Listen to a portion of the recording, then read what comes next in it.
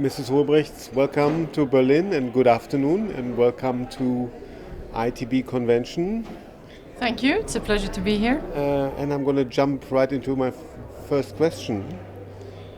How would you describe the focus of your work at Radisson, and why do you think it's important what you are doing? Well, I'm the Chief Sustainability Officer for Radisson Hotel Group, so we are 1,300 hotels in 95 countries. In many places, we are the only branded hotel in that place, in that location. So as the lead of sustainability, I think it's important to be a pioneer and to also be committed to net zero by 2050, and that's what we are.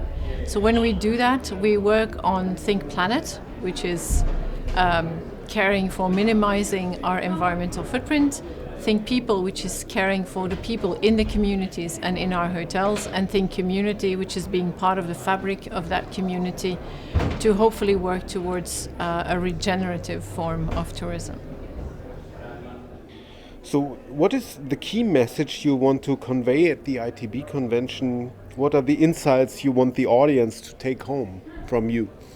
I would love all of us to travel sustainably to all these beautiful destinations that are featured here at ITB. And that means that we need to give clarity to the travelers about what, in my case, a responsible or sustainable hotel is. And when we do that, we can give that assurance and that trust. And at Radisson Hotels, we do that by eco-labeling our hotels with either an entry-level eco-label, which is called Hotel Sustainability Basics, or with a complete eco-label, such as Green Key or others. And those are audited and verified, so they give that trust to the traveler that they know that when they book that hotel, they're actually going to have a sustainable stay. So these labels would be a secure advice for me as a traveler, so I can be sure if the hotel has such a label, I will be on the safe side as far as sustainability is concerned. Absolutely. So it's the fundamentals on resource use. So that means that the hotel is doing things to minimize their footprint. It's actions on planet, so in the guest experience, for example, minimizing single-use plastics or making sure that we clean with green cleaning products or offering you vegetarian meals, these kind of things.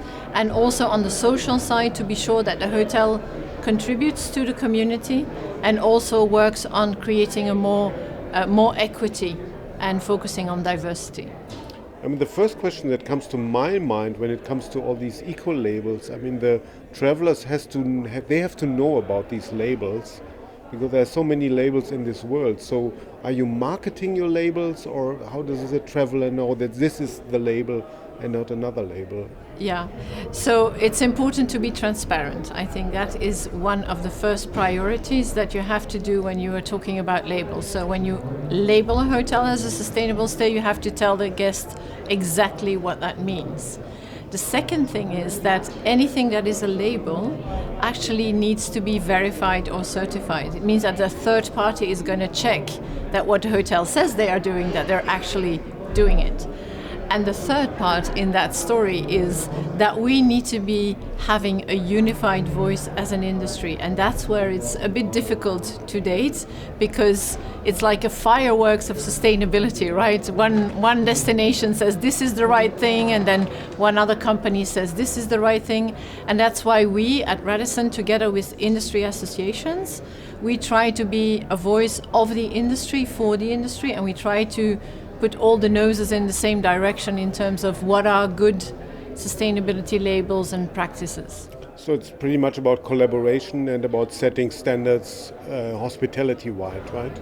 Yeah, all together, but not just, I would say, as players, as hotel groups, which we do as part of associations like the Sustainable Hospitality Alliance, HOTREC, or the World Travel and Tourism Council. So we do that in the industry with the brands and the SMEs, but it's also important to do that with the destinations, because many of those destinations also have a key role to play in looping in all the, I would say, independent and non-branded hotels. So it's not just about the brands, but it's also about destinations.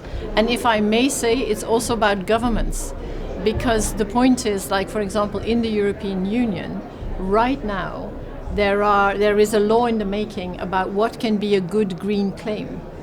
And if we exclude the good work that the industry has been doing, then we close the door to sustainability opportunities.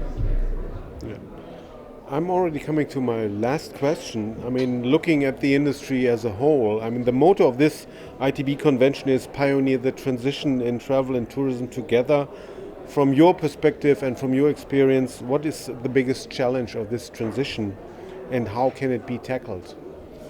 I think if we're talking about the real transition that we need to do, which is to become net zero by 2050, that may seem far away, but it means we need to halve the emissions of our beautiful industry by 2030. And the one way to do that, or the two ways to do that, is acceleration. So we need to accelerate and we need to collaborate. And of course, when we can only accelerate when we act in that collaborated, coordinated fashion, because then we can accelerate the demand for sustainable tourism, and we can also attract finance to do things together faster as companies, as governments, and in destinations. So it's about speed and it's about cooperation. Yeah.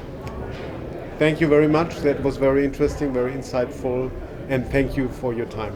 Thank you for the questions.